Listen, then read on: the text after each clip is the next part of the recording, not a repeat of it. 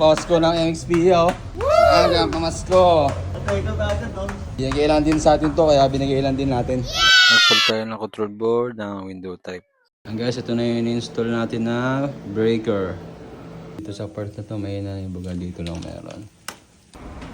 Binayang yung agad. Creation, no? Tanggal din, bago malinis. Sukutan muna. Kasama yun sa trabaho eh. Holiday Homes. In 800 meters, turn left onto Moriones Street. Replacement.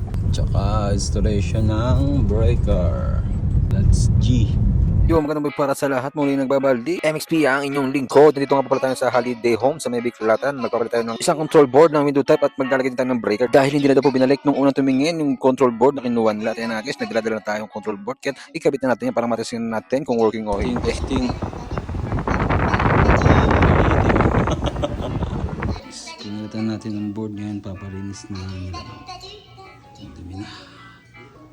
At dahil na-repair po natin ito, pinalinis na ng client natin. Alright, brand new.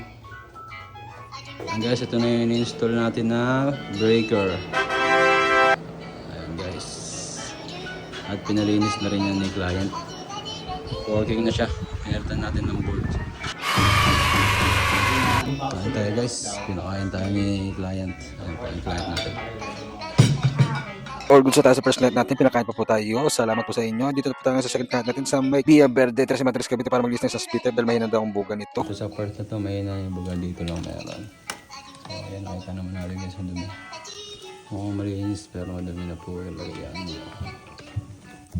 Let's go, linisin natin. At ayun na nga guys, binipo rin after na kagad natin para makita nyo na kung gano'ng kalinis ang aming trabaho. At kahit mataas yan, walang imposible sa XP, kaming bahala sa inyo. Chiara Vista. Lining tayo ng isang split at saka ng isang top load. Tapos pinasabay na yung pag-check up ng ilaw. Let's go. At ayun na nga guys, nakarating na tayo sa client natin. Linisin natin ang kanilang splitter dahil napakadumi na at may na rin ang buga nito. Ayan guys, kung napapansin nyo, may puti-puti pa. Parang amag, diba? Kaya before rin after na kagad natin yan para makita nyo kung gano'ng quality ang aming paglilinis. Linis na siya. Quality. Hindi masyadong madumi. Nalinis pa yung outdoor, yung indoor lang madumi. Nakain tayo ni ma'am. Salamat po sa foods. At pagkatapos natin maglinis ng split type, pinakain muna tayo bago nilinisin na kanilang washing machine. Salamat po sa pagkain ma'am. Sana lahat ng client natin ay ganito. Sana all. At yan guys, na-check up natin ang unit ng ating client kaya baklasin na natin yan. Dudurogin nyo na bago tanggal. Tanggal din. Lagyan ng dumi oh. Dayin na lang natin yan. Bago malinis. Subutan muna. Sana sa trabaho eh. Okay, okay na. Banlaw na lang, banlaw. Deep cleaning. Ayos na natanggal yung mga cavity. Ganito na yung pag matagal hindi na dilinisan. Tigas na, parang bato. At yan na nga guys, natapos na tayo sa paglilinis ng washing machine ng ating client. Yan guys, kung mapapansin nyo, hindi na matanggal basta-basta yan dahil sobrang tigas na. Kaya ibalik na natin yan para magamit na ng ating client. Quality yung trabaho na naman ang ginawa ng XP. Baka sumabit kasi yung damit.